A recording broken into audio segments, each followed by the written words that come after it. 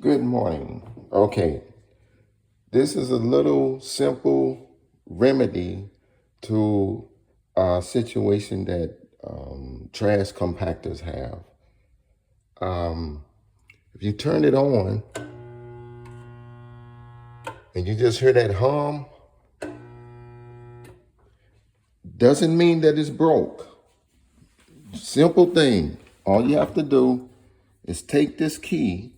This key comes with all trash compactors. Take this key and up under the bottom of the compactor, there's a slot right there.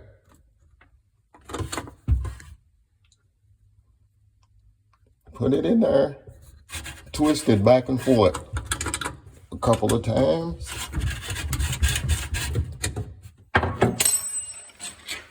And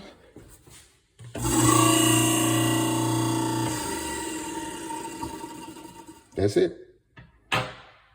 Real simple.